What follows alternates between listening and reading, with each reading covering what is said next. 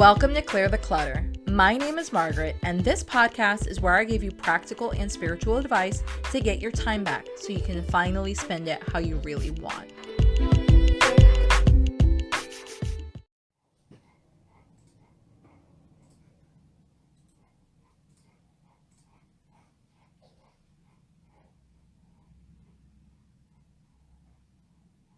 Hello, we are live. So I'm using my computer, and of course there's a little bit of a delay, so just bear with the funny footage for 30 more seconds, guys.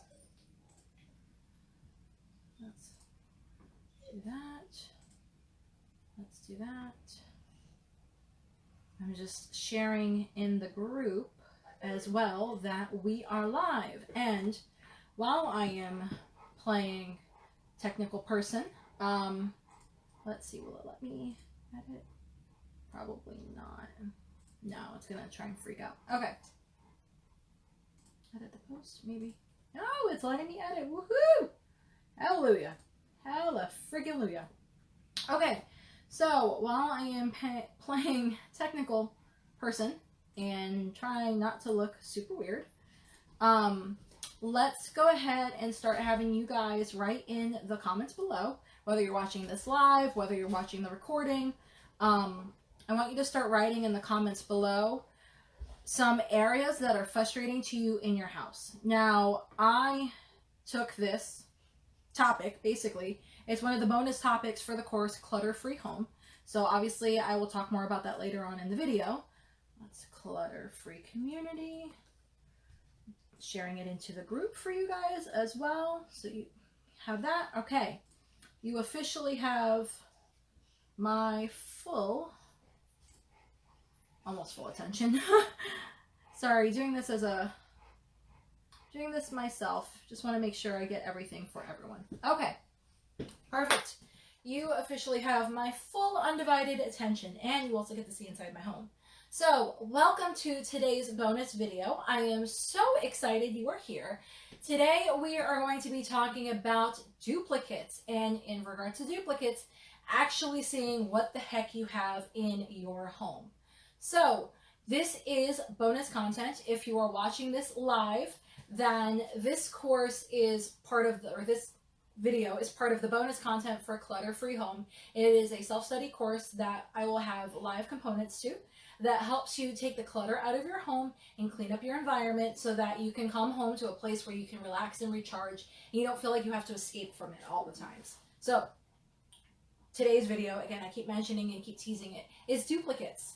So one of the things that really stresses people out is having a bunch of things in their home and in their environment that just frustrates them. And not everyone will pay attention to that. So what do I mean by that? When you have duplicate items in your home, it shouldn't be an issue, so you wouldn't even think about it. But the reason why this is a bonus video and a bonus content is because duplicates in your home actually cause more friction in your home. So what do I mean by that? I told you in the beginning of this to start making a list and start writing it in the comments to tell me what things that you have that are areas in your house that you're frustrated. So if you don't know, or if something's not popping up, some of the examples that I got was people's offices or paper in particular on their desks. Some people it's like an overabundance of tools, which wouldn't sound like a problem, but it could be. It could be things like shoes, it could be things like bedding, or maybe it's your pantry, which my pantry's in that corner right there. Little things like that, where it's an area, maybe even a junk drawer. So it's an area. What do I define a duplicate frustration area? It's an area where you have a bunch of stuff pushed in there, shoved in there. You can't really see everything, and you don't really know what you have, so you kind of have to dig through it to find out what you have.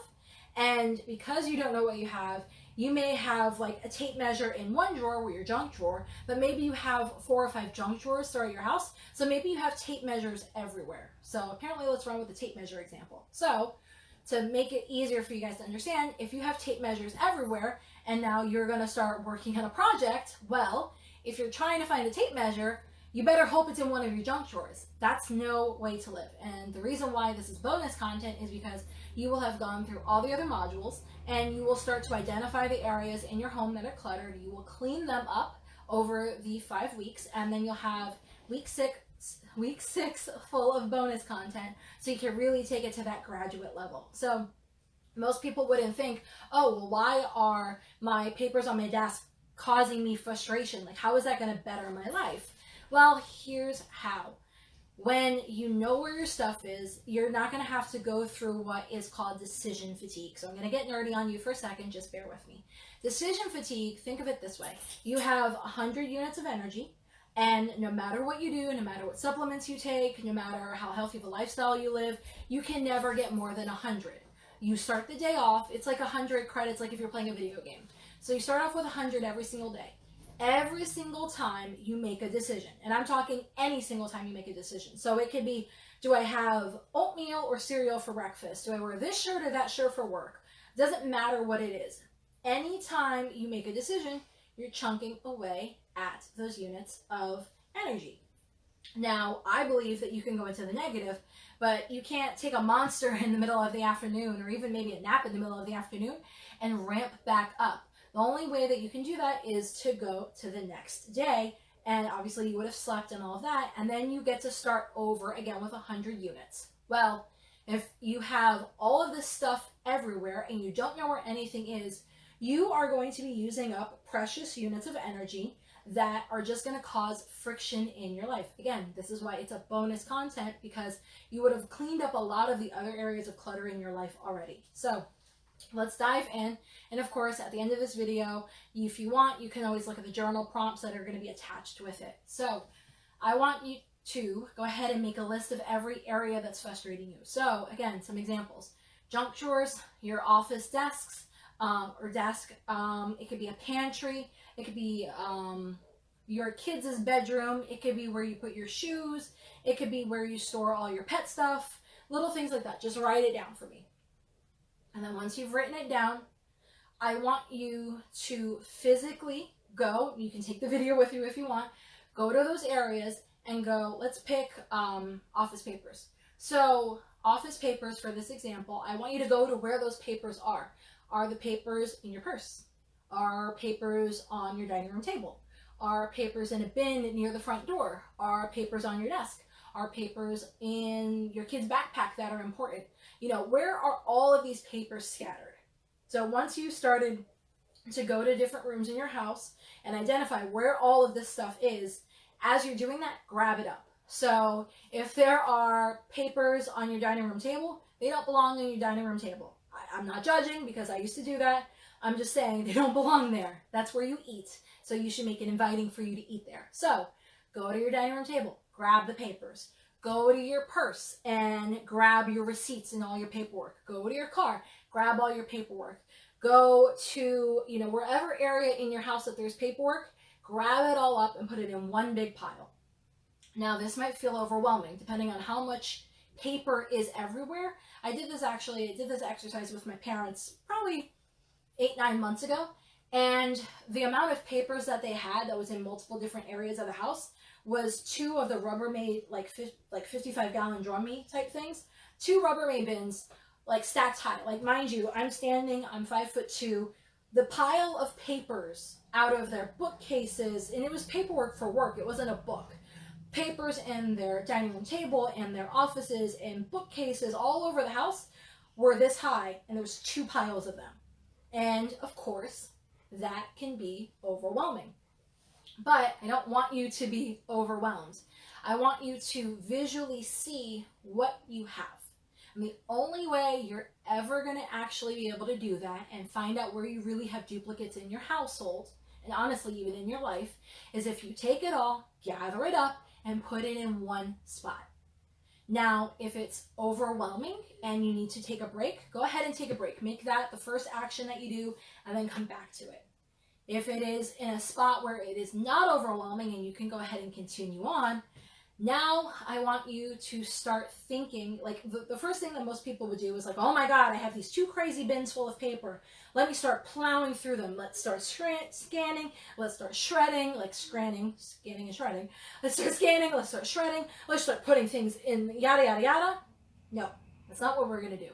First thing you're going to do, once you've gathered everything up, is you're going to decide where is the paper's home. The reason why we have duplicates in our house, and again, this has come from helping out friends, helping out family, helping out other clients. You know, the reason why we have duplicates is because nothing has a home. Your home is a home and an environment for you to feel comfortable, to feel safe and be sheltered. You want the same thing for your things. So, you know, we can continue with the office papers, but we can even use an example as like a pantry. The pantry's home is to store goods for cooking and maybe for cleaning, and maybe you have some cleaning supplies or something like that in there. But you have a clearly defined home of where that stuff goes. You're not sleeping in your pantry because A, you probably wouldn't fit, and B, it wouldn't really be comfortable. You sleep in your bed, you store your food in your pantry. So it's the same concept. That's why most people's pantries is not actually really cluttered, it's just very disorganized, even in that scenario. What is the home for that area? I apologize if you can hear it. One of my puppies is crying because I'm not giving him attention. I am with you guys.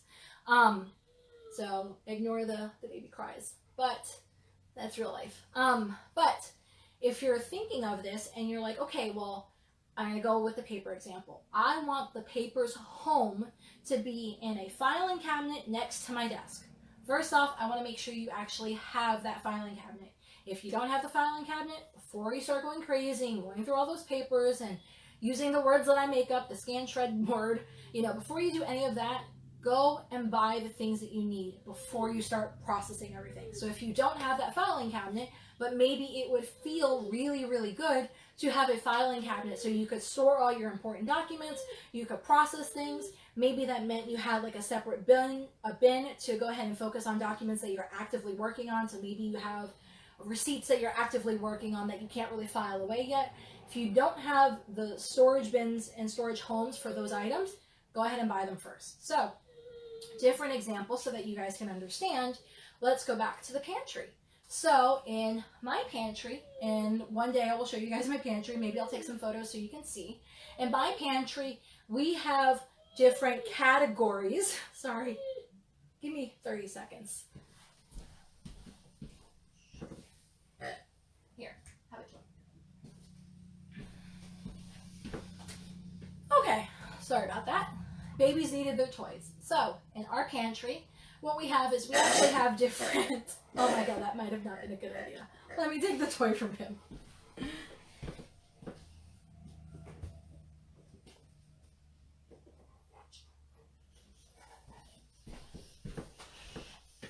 Okay. So, in our pantry, what we have is we have different categories of where different things belong. So in our pantry, the very bottom of it is where the garbage can goes, where our little vacuum goes, and we have, I think, the Swiffer there, and then some garbage bags. But that is like the cleaning center. So my cleaning supplies are down there, things like that, but that is where the home of everything that needs to be cleaned is. And then above that, we have like snacks. So maybe it is candy, cookies, whatever the scenario is. Anything that is a snack type item goes in that next area. And then from there, we have another category. It's going to be like dry goods. And then on the very top is going to be like canned goods or glass jars. So again, everything has a home. When Ben and I go grocery shopping and we come home, we put our fruit away, we put our meat and veggies and our dairy and all of that away. That has a home. But even when we go into the pantry, things have a home. So I don't have a can of like pork and beans on the top shelf, and then I have a can of like, I don't know why Spam, but Spam on the third shelf. All of the canned items are in one area.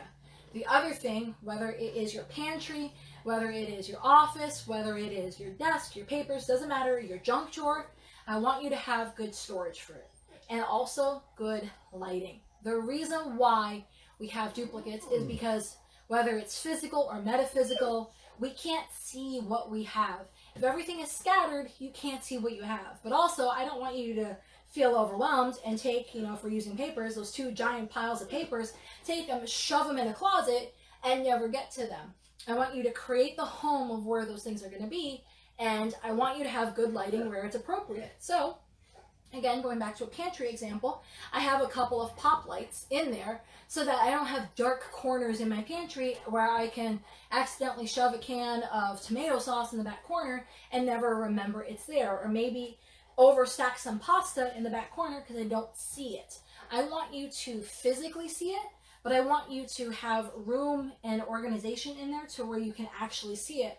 And another thing too, when it comes to like bins and storage and all of that, the reason why that stuff works is because you're giving a home within a home within a home. So if we're using the office, for example, and going back to those papers, you're going to have your filing cabinet. And you're going to have your processing bin and your filing cabinet. So maybe your processing bin is where you're working on stuff that is active. So it is a bill you're working on, something you have to pay, maybe a letter you have to sign, maybe something you have to mail out, but it's active paperwork you're working on. Then your filing cabinet itself would be, you would have your little hangy folders, manelas. No, not manelas. I think so. Hanging folders. You're going to have your hanging folders in there, and you're going to label, okay, I'm going to be saving, this is the folder of all of the receipts I need to save for taxes for this year. So taxes 2019. And you would have a folder for that. You would have a folder for important warranty information, a folder for that, a folder, a folder, a folder, a folder. You get the point. You're not just going to take all those papers and shove them into the filing cabinet, because we just took your problem and moved it from one area to the other. We're not solving the problem. The entire purpose of this course and the bonus content and everything that I teach when it comes to clutter is let's do this shit once. And yes, I'm saying that, and yes, I'm being honest about it. Let's do this shit once. Why? Because you have more important stuff to work on. No one wants to be cleaning up papers the rest of their life. Like, yeah, for someone that likes to declutter, it can be fun and exciting, but I also want you to have time for more things that are important in your life. Spending time with your animals, going on a vacation, doing things that you enjoy, creating a course, creating a podcast, whatever that is. The only way we're going to get there is if we clean all of the clutter up. And like I said, having duplicates in your house is another area of clutter. It's a graduate level, but it's another area of clutter that you can go ahead and clean up. So, off my soapbox for a second, let's go back to storage and lighting. I'm going to grab something to drink. I do not believe that storage or lighting has to be expensive.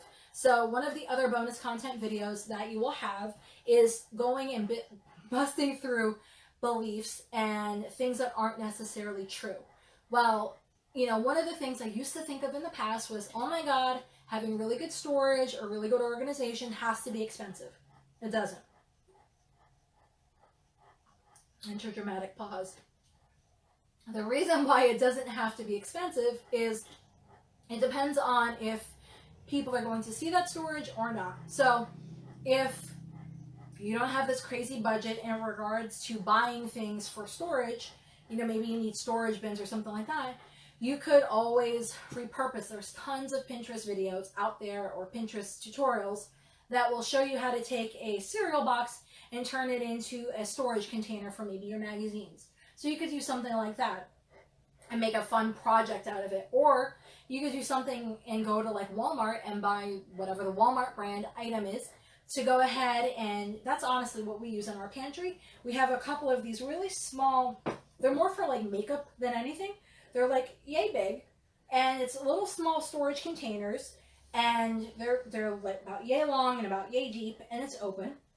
And normally you would put like makeup or toothbrushes or something like that in there. We actually use it to store like our grains for sure. We put our rice in those little things. We put our oatmeal in there. I have something, it's called farina. It's cream of wheat in English. I have that in there. So little things like that, it's stored in my little rows. So not only can I see in my pantry where is everything, but I can also see, man, I really need to start eating some oatmeal because I have a lot of oatmeal left over and my oatmeal bin is busting at the seams. So instead of me going out the next week and buying oatmeal, or maybe even buying a different flavor of oatmeal, I am conscious that the oatmeal needs to be taken care of first or eaten, and then I can go out and buy more. Again, preventing you from getting unnecessarily duplicates. So same thing when it comes to even your papers, going back to that original example. When you have one bin that you're using to process your papers that you're working on, not 3, not 5, not 10, 1. Why? I want it to be something you're actually touching. So again, if it's a receipt that you need for taxes for the end of the year, that's not something you're actively touching. Take it, put it in its home, write on the manila or the hanging folder, taxes, whatever year, 2019, 2020, whatever, and then have it so that you can take those papers and you can put it there so they have a home. So storage doesn't have to be crazy expensive.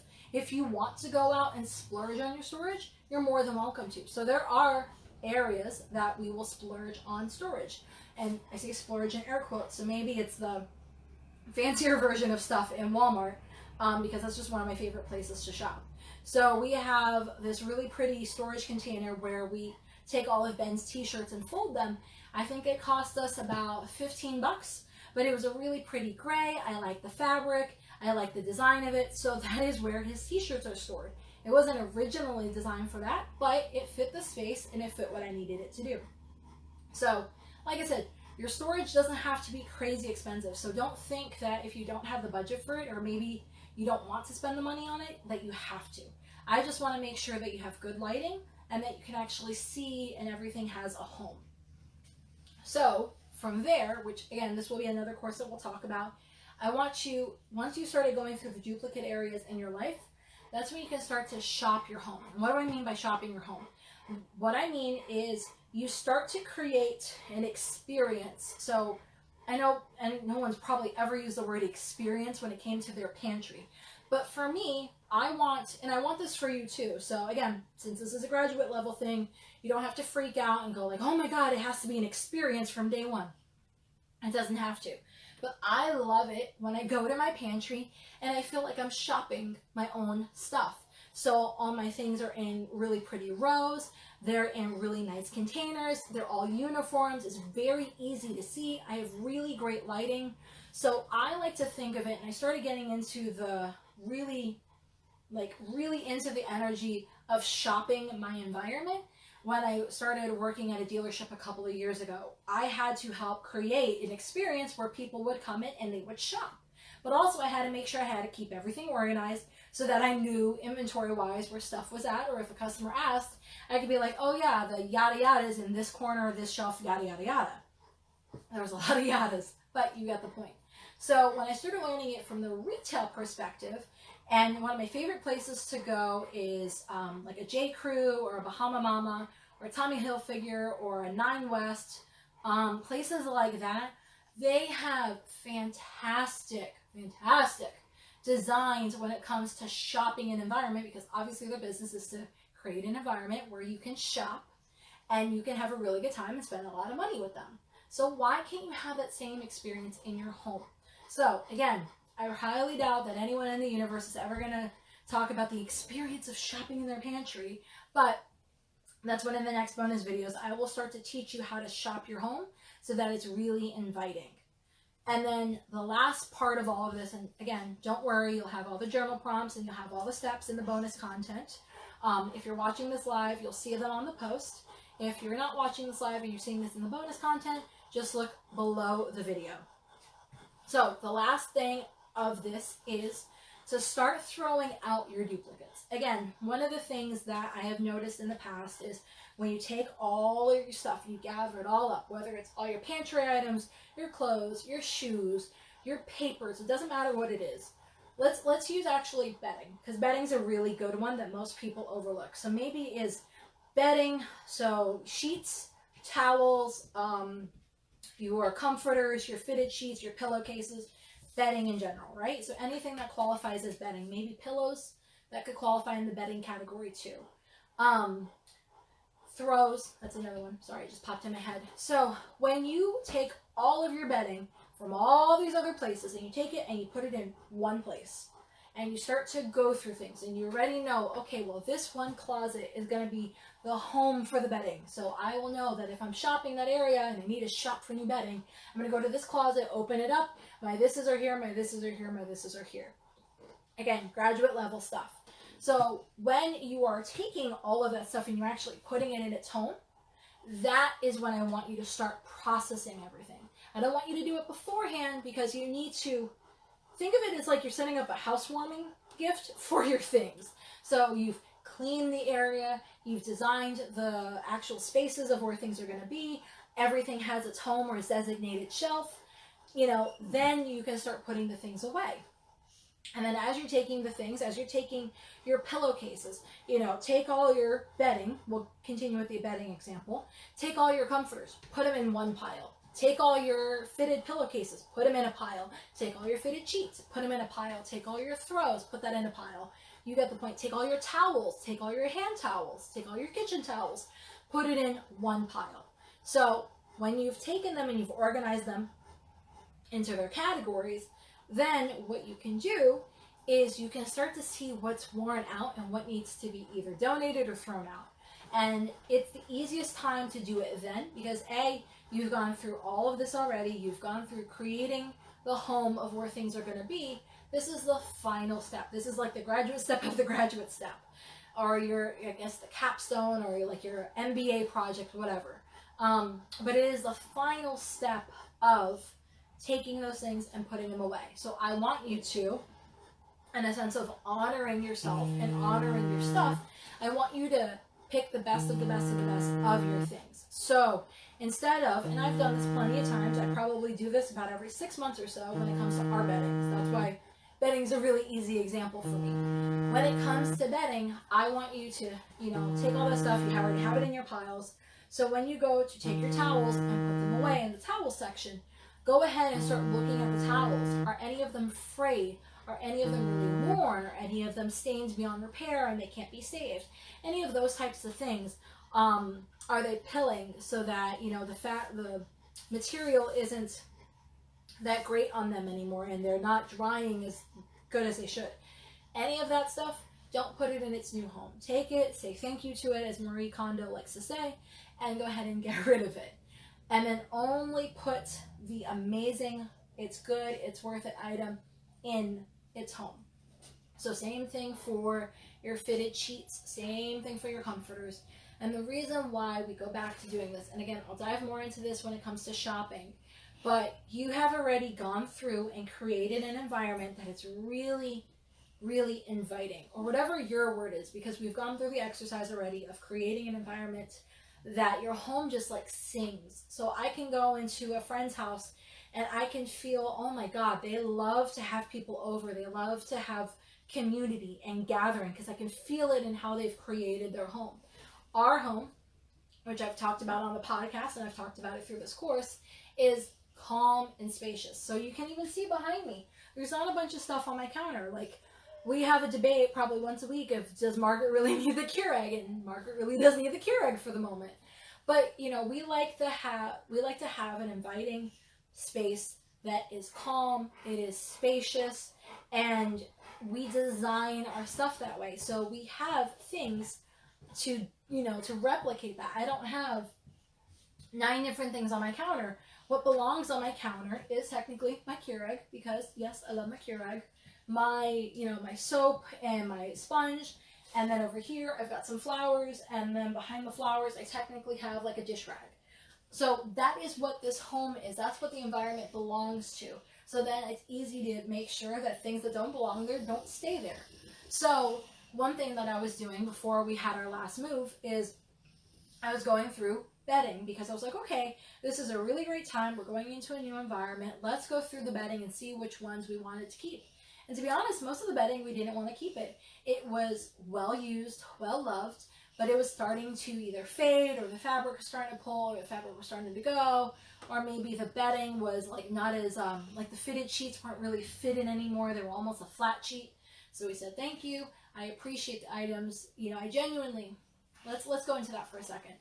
The reason why we give gratitude before we throw something out. People, especially hoarders, because we have a couple hoarders in both of our families, when you are not conscious and you are not grateful of the things you have, it's easy to take it for granted. And regardless of what your pay is, regardless of what your background is, regardless of what your belief is, you have worked hard for your things. It doesn't matter how you got them, whatever that work meant, you've worked hard for your things. So I want you, because again, it's really, really healthy for us, I want you to express gratitude. And, you know, even if it was this bottle and I had used it a lot and I made a bunch of smoothies in it and I was ready to throw it out, you know, thank you so incredibly much for letting me make smoothies and not smell because you're glass, and let you take you on the go and whatever the scenario is. It's a moment to be grateful of the home you have, the things you have, the things you've been able to purchase. And then it's also like a little conscious shift of, I am so grateful for you. I can't wait to see what's next. And that's why when you're taking your things and you're putting them in their home, you're putting the best of the best. And then again, over time, like I said, with our bedding, I go through our bedding about every 6 months. We have, and if you don't know this already, because I've said it other places, we've got 3 mastiffs and also 3 cats. So we go through a lot of towels and a lot of bedding just because, you know, babies get sick or babies want to snuggle or we want bedding, God forbid. So we go through bedding a lot. So again, every 6 months, I will go through that area and I will shop the area and then I will manage it from there. But that's why going through your items is the last step of seeing what you actually have and processing your duplicates. You have to have that home first before you can actually process them. And also, I want you to be in the bed or in the right mind frame of seeing what you have and seeing the volume of what you have. Because sometimes you may be looking at your bedding, for example, and going, holy crap, I don't have enough. No wonder why we're always fighting about towels. We have like 4 towels and there's like 6 of us. You know, I'm just making an exaggerated example, but you get the point. So same thing with like office supplies. You may look through and, like I do with my parents, have 2 mega piles of papers and go, holy shiznit, I have a shit ton of papers. No wonder why it's always so frustrating trying to find receipts. Well, if you didn't have that filing cabinet, I wanted you to have stopped and bought the filing cabinet so you can have the home, so you can transition things so that you don't go back into this process again, because the entire point is, let's clear the clutter from your home so you have time to do the things you want to do. So that is why I've talked about it probably for about 10 minutes, but it's really, really important to go through, process your duplicates, and then throw out. And then when you're throwing out your stuff, like, the project is not done until everything is put away. So again, if this is something that you need to do over a period of time, like my parents, when they had 2 stacks, I'm not even joking, my God. They had 2 stacks of papers this tall. And the only way that we could store them was to put them in Rubbermaid bins for the bottom. And then basically from there up was binders full of papers, full of old notes, full of old courses, full of old this, full of all of that. So what they were doing, they decided where the new home of papers was going to be. And then throughout the week, while they were watching TV, my mom and my dad, they're super cute. My mom and my dad went and they had a shredding party while they were watching, I think, like Big Bang Theory. I think that's the TV show they love to watch together. So they had gone through the papers, and as they would go through papers, they would put a pile of things to file and save and things to shred. And then, oop, this is an active item. So as they're going through those piles, one of the parents is sorting. You know, and this is a great thing to do with whether it's your spouse, your kids, you know, involve the other people in your home so that they're a part of building that better home environment, period. I don't want this to just be all on you. You know, maybe your spouse or your kids don't do every single part of the activities with you, but they should be involved because this is their home too. So let's give them ownership over everything that is appropriate. Obviously, you're not going to have your toddler sort papers with you. I get that, but you get my point. So as one parent was sorting the papers, the other parent would take the pile to shred and would shred the papers, or take the binders, because at the end of this, I swear to God, I think they had like almost 30 binders. They would take the binders, they got rid of all the binders that they didn't want, so they put them in a giant bag, and we donated it to, I want to say, a battered women's shelter. But they put all the binders in a big bag, but they started processing everything. So by the time that they were done, it took about a week because there was a lot of stuff to go through. But by the time they were done, There was no, oh, let's go back and work on the papers again. Or for us, there was no, let's go back and work on the bedding and the laundry again. Like, when you're done, and you're done.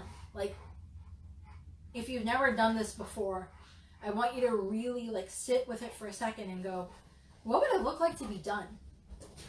And maybe, you know, that's definitely going to be one of your journal prompts. But, like, what would this look like if it was done? What would this look like if I never had to worry about papers again? I never had to worry about finding stuff in my pantry again. I never had to wonder what was in my drawer again and have a junk drawer to begin with. What would this look like to never be an issue? And then when you're looking at that, you're then going to obviously, or at least I'd hope you would go ahead and ask yourself the next question is, well, awesome, what am I going to spend my time with? And one of the reasons why people have clutter in their homes and they create duplicate areas in their homes is because they're so afraid of what they're going to spend their free time on. So they kind of self-sabotage and they go ahead and create all this clutter so that they have that to focus on versus like the bigger picture. So that's why one of the favorite questions I love to ask is like, if you had no more clutter and all of this was taken care of, what would you do? What would you spend your time on? Would you podcast? This is why I always bring these things up. Would you travel? Would you, and mind you, I'm not trying to like have everyone just travel and create podcasts. Like, would you garden more? Would you have woodworking crafts? Would you do metal work like my husband does? Like, that's one of his hobbies. Or it could even be something as simple as like, would you play a video game more?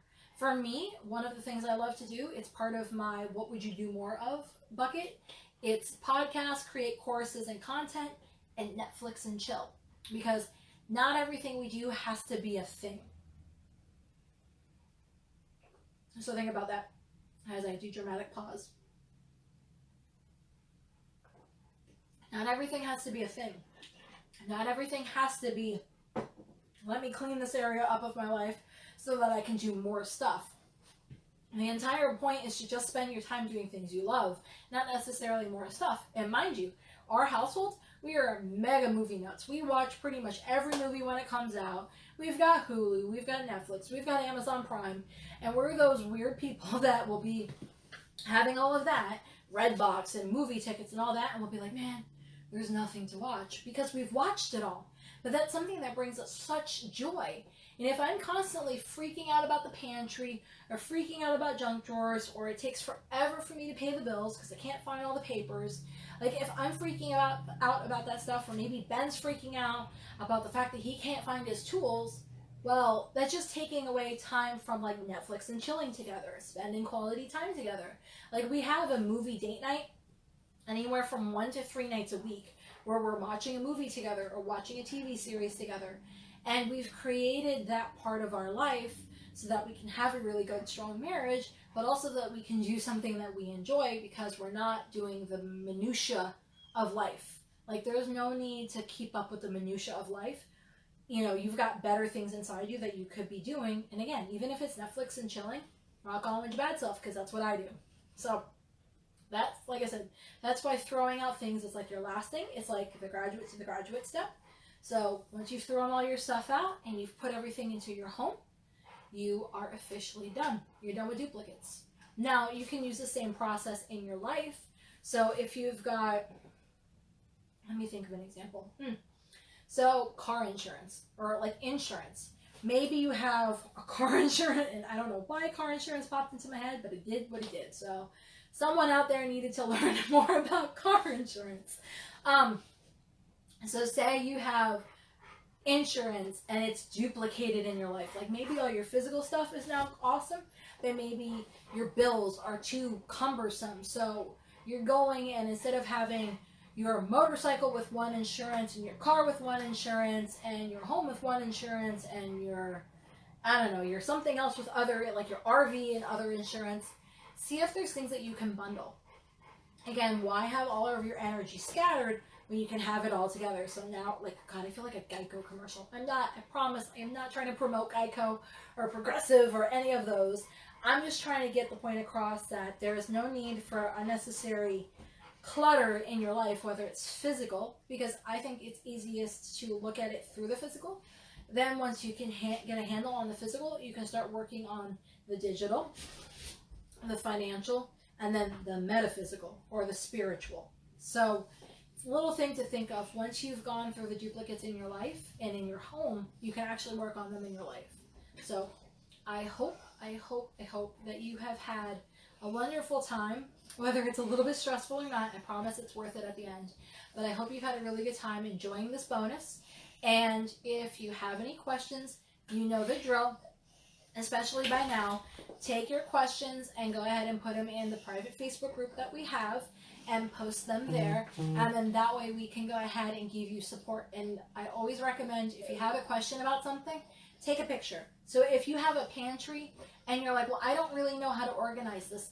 Take as many pictures as you can and upload it to the group, and then write in there, what's your anger? Like, are you mad because you like found a can of pasta back there that was, or a can of tomato sauce that was expired because you didn't know it existed as you were going through your stuff. Like, tell us your frustration, take your pictures, so then that way we can see it. As you know, obviously it's the best that we can see without physically being there, so we can see it and so we can help you. That is the entire point of the private Facebook group, is to help you.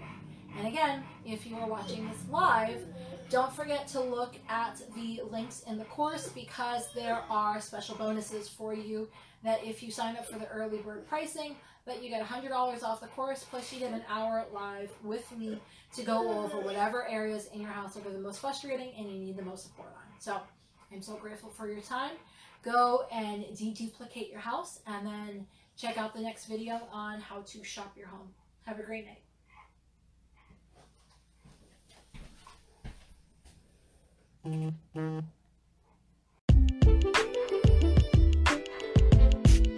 Have a burning question for me? Want that link I was talking about? Get access to all the resources and links that were mentioned in this episode and others over at margaretstevens.co. And if you haven't, don't forget to sign up for my VIP list, where I share special bonuses, pre-launch coupon codes, and advice I don't share anywhere else. Thanks for listening.